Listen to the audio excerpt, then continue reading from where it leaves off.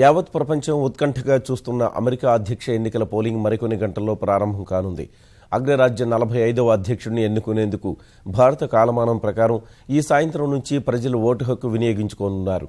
చివరి వరకు పరస్పర విమర్శలతో ప్రచారాన్ని వేడెక్కించిన హిల్లరీ ట్రంప్ ఎవరు గెలిచినా అమెరికా చరిత్రలో కొత్త చరిత్ర సృష్టించబోతున్నారు.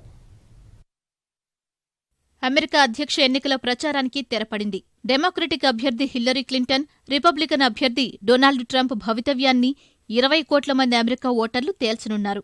ఇద్దరి మధ్య ఉత్కంఠభరిత పోరు తప్పదని సర్వేలన్నీ ఘోషిస్తున్న వేళ ఓటర్లను ఆకర్షించేందుకు హిల్లరీ, ట్రంప్ ఆఖరి వరకు ప్రయత్నించారు. ముఖ్యంగా తటస్థ ఓటర్లపై ఇరువురూ దృష్టి పెట్టారు. ఎన్నడూ లేని విధంగా రసవత్తర పోరు నెలకొన్న వేళ హోరాహోరీ పోరు నెలకొన్న రాష్ట్రాల్లో హిల్లరీ, ట్రంప్ సుడిగాలి పర్యటనలు చేశారు. వివాదాస్పద ఈమెయిళ్ల వ్యవహారంలో ఆఖరి నిమిషంలో ఎఫ్బీఐ ఇచ్చిన క్లీన్ చిట్ హిల్లరీ క్లింటన్ శిబిరంలో ఉత్సాహాన్ని నింపింది.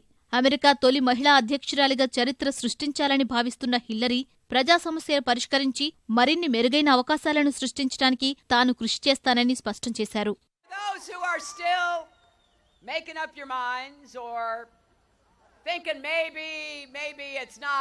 Worth voting at all. Let me just say, the choice in this election could not be clearer.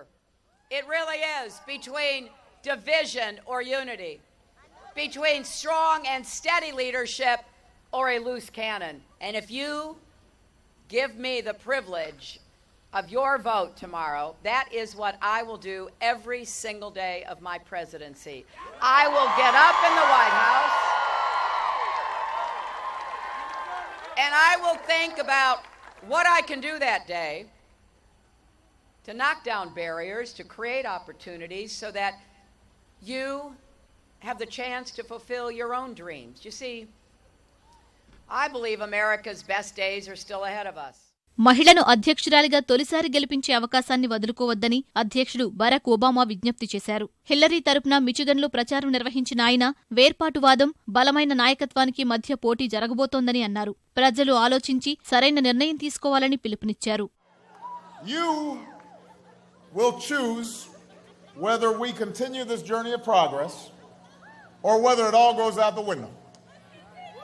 Tomorrow you get to choose between a politics of blame and divisiveness and resentment, or you can choose a politics that says we're all stronger together.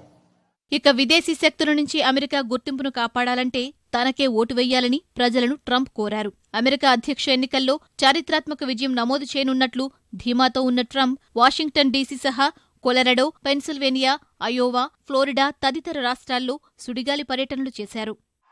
Hillary Clinton should not even be allowed to run for the presidency of the United States. She shouldn't be allowed to run. It's disgraceful. What's happening is a disgrace, and our country is a laughing stock all over the world.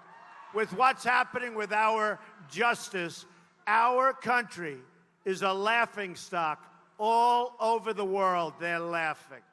మరోవైపు ముందస్తు సర్వేల్లో Clinton హవా కొనసాగుతోంది.